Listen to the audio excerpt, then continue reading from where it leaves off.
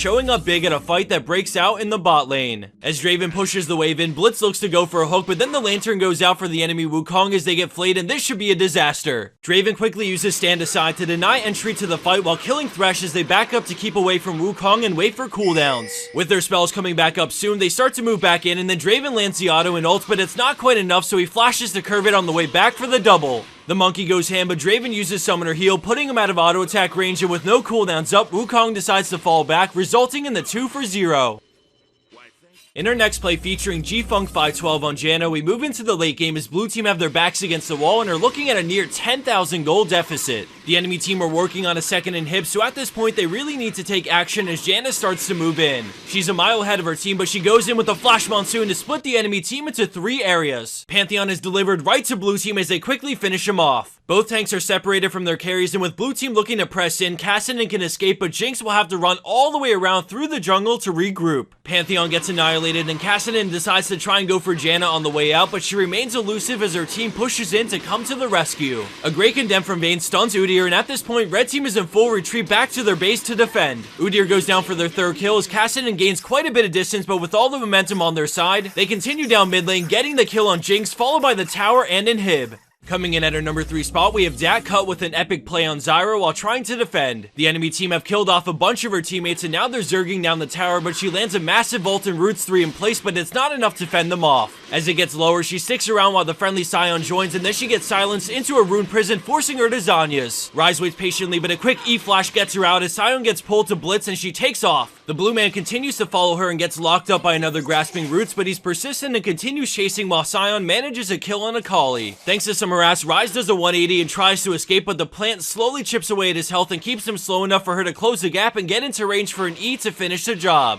Confident, she turns into the hook because she is exhausted, which really nullifies his burst and allows for the double. The bug tries to snipe her but gets denied by the plant, meaning no kill and more importantly no reset, resulting in yet another kill. The rocket flies in between everyone as she dodges another bullet and recalls back to base as one rich support.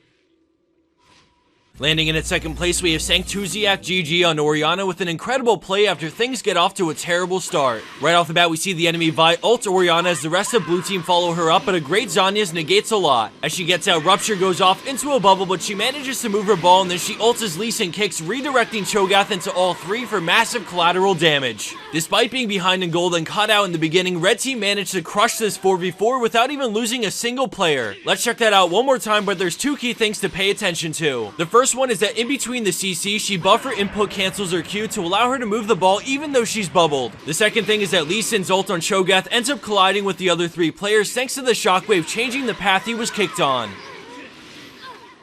And for our number 1 pro play for this week, we have Jaleel on Zed in a low diamond elo match. This game is neck and neck, and things have boiled down to this crucial moment with Zed going for the back door to end it all. His team is fighting their hearts out to buy him anytime as we go back to see Morg stop Vi's. Orianna flashes in but can't quite get the kill on Draven. Corki sees an opening to Valken and finishes the job as he looks to get Gnar, but a great binding stops him in his tracks. Sona comes rushing in and gets on Zed, but she doesn't have enough damage, so he spares her no attention and keeps on working the Nexus. Vi returns to base and starts charging her Q, but a great ult dodges it into a flash as he Ws and then swaps, dodging Orianna's QW with a final swap as he brings this game to an end XPeke style.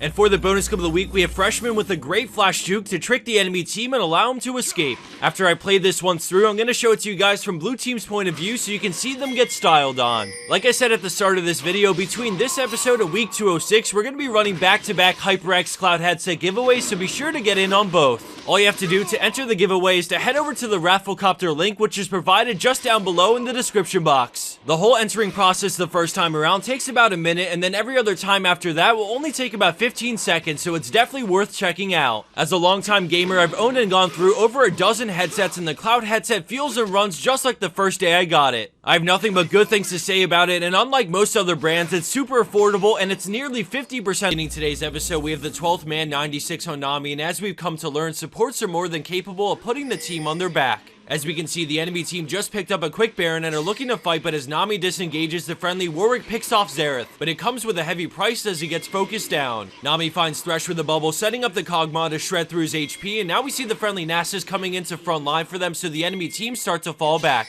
She sees an opening and flashes into a Frost Queen slow, setting up the massive 3-man bubble, which allows her team to catch up and start dishing out damage. The enemy Rise splits away, but Kog'Maw scoops up that kill with the living artillery as they continue chasing Lucian thanks to the slow from Nasus. He's forced to turn around and fight as the final bubble seals the deal. With only Evelynn alive on the enemy team and a massive creep wave in the bot lane, Nami and friends are able to push and bring this game to an end. Our number 4 play from Valkyrie takes us to the top lane for a nasty play on Master Yi. With his team low, he tries to help, but the slow from Gnar allows Vi to flash ult, so he pops his own ult and gets on Vi. She takes one tower shot. When they switch to him, he alpha strikes and brings her down, using his W right after to reduce damage taken. Zed goes for the ult, but watch carefully as a perfectly timed alpha strike completely negates his ult as he gets the kill and flashes out. He uses what remains of his ult to speed away and create distance, juking away from the jungle to make sure he doesn't get hit. Now he's stuck, but he's bought enough time for his W to come off cooldown, so he heals up as much as he can. Right after it ends, he auto attacks using Alpha Strike to avoid an auto from Zed, which is what ultimately allows him to just barely take this third kill in this play.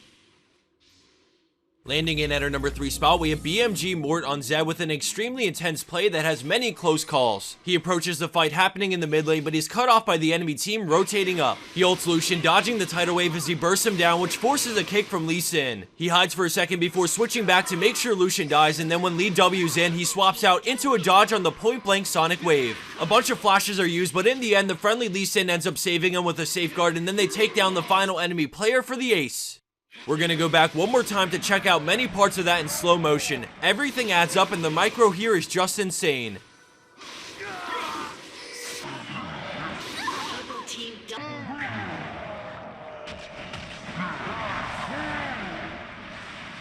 Just like in our last play, this next one from Nikaido, Chickenu on Lee Sin is a small scale fight, but the mechanics are real. We see him hiding in the bot lane brush when the enemy Morgana starts moving up toward the brush. He lands Sonic Wave, retreating for just a moment before activating it into a ward jump flash kick for the triple knockup. By denying Absolute Zero with a creep wave coming in, the enemy team are sitting ducks under the tower as he goes back in, picking off Morg before Zillion's bomb takes the double. He gets creep blocked on the way out and takes one shot too many, but he heads back to recall anyways as his team takes the tower. Incredible foresight and split-second thinking allows him to execute a risky dive I didn't think was possible versus a Morgana's binding and Absolute Zero.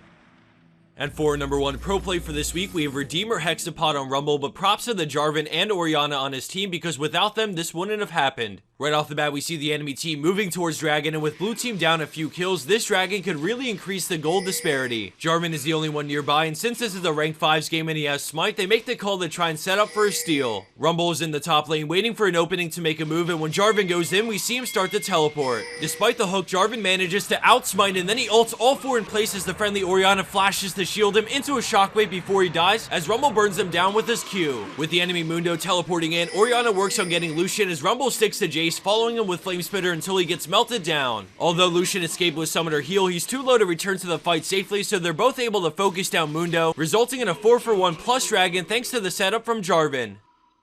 And for the bonus clip of the week, we have Fred Frappuccino on Janna, who leads a chase through enemy territory and somehow comes out alive on the other side. The enemy Braum couldn't have picked a better name for what happens in this play. As the chase unfolds, I wanted to remind you that our second HyperX Cloud headset giveaway is now underway, and you can join it by visiting the Rafflecopter link, which is provided just down below in the description box. This is the second and last of our HyperX giveaways technically for November, so we hope you guys can take just a moment to go enter. Of course, it's free of charge, and not only do you have a chance to win a sweet new headset just in time for the holidays, but you also support Potato Monster and our partnership with HyperX. HyperX does a lot of great things for the teams you support and just for the community as a whole, so by entering this giveaway, you show both us and them support, which is greatly appreciated. Alright everyone, it's now time to say goodbye, but it won't be for long. Granted, Low Replay and Baron Replays finishes fixing the last of their bugs, we should be back up and running at 100% as the rest of this week pans out. For those who frequently submit to us, from what I've heard up until now, all patch 420 replays aren't going to work until the fix comes out, so keep on trying with the updates they release. We're definitely going to need a lot of replays right away when they release the fix, so if you want to get a great chance of being featured, submit quickly after things get fixed up. If for some reason things don't shape up by the end of this week, we'll try our best to continue releasing content as often as we can if we can salvage some of the plays from patch 4.19. Thanks again everyone, and until next time, make big plays and enjoy Warwick while you still can.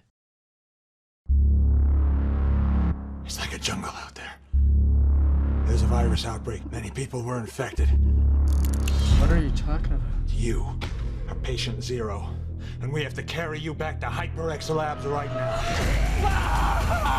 We're just as fast as HyperX! We may not be fighting side by side anymore, but we're still a team. GG.